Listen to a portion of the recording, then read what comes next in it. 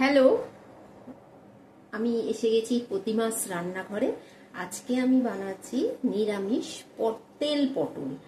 এই তেল পটল বানাতে লাগছে গোটা গোটা করে পটল চোকলা ছাড়িয়ে রেখেছি আর চিড়ে নিয়েছি মাঝখানগুলোকে। এই দেখছি মাঝখানগুলোকে আমি চিড়ে নিয়েছি, দুদিক দিয়ে চিড়ে নিয়েছি। এই তেল পটল, এগুলো পটলগুলোকে ভেজে নেব সর্ষের তেল দিয়ে।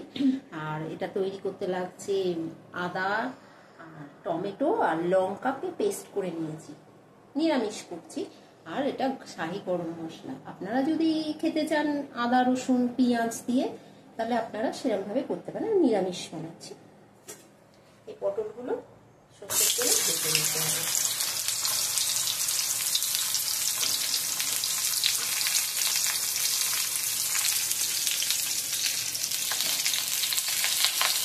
একটু হলুদ দিয়ে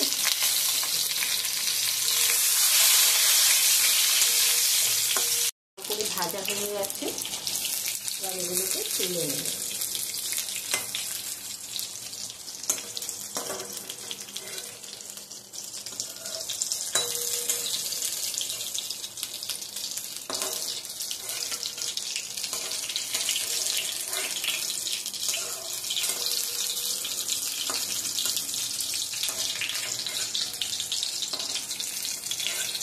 পটলগুলো তুলে নিলাম।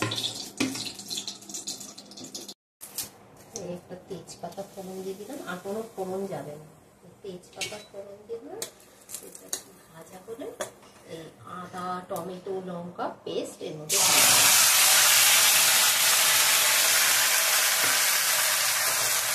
আপনারা চাইলে এটা পেঁয়াজ রসুন দিয়ে করতে পারেন, খুব ভালো লাগে খেতে। এই পটল তো সবাই আলু পটলের ঝোল খায় বা চিংড়ি মাছ দিয়ে, বা এটা ঘরে কিছু না থাকলে শুধু পটল থাকলেও এইভাবে রান্না করে খাবেন, খুব টেস্টি। দিয়ে দিলাম দিয়ে ভালো করে কষিয়ে ভেজে রাখা পটলটা এর মধ্যে দিয়ে দিতে হবে।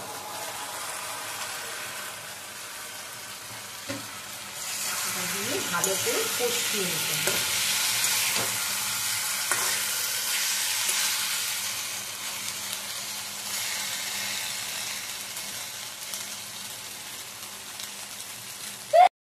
তাতে কষিয়ে হলে ভালো করে কষিয়ে নিয়ে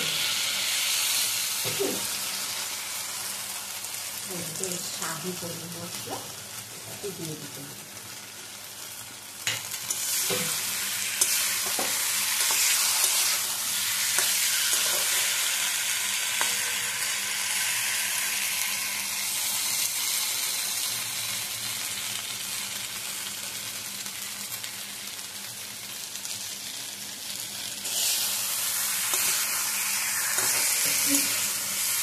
ভালো করে নাড়াচাড়া কষিয়ে নিয়ে একটু জল দিয়ে দিতে হবে।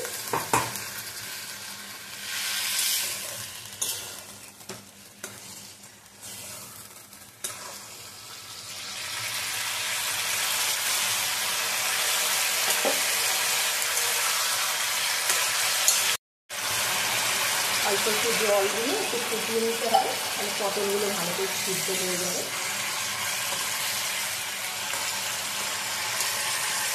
জলটা একটু শুকিয়ে গেলে নামিয়ে নিলে তৈরি তেল পটল। শুকিয়ে গেছে, পটলগুলো সিদ্ধ হয়ে গেছে, এবার এটা নামিয়ে নিচ্ছি। এই আমার হয়ে গেল তেল পটল। এই রান্নাটা গরম ভাতে খাবে। পটল তো অনেক রকম ভাবে খাওয়া যায়, এটাও একটা পদ। এটা খাবেন। আর এই ভিডিওটা যদি পছন্দ হয় লাইক শেয়ার করে সাবস্ক্রাইব করে কমেন্ট করবেন। Thank you.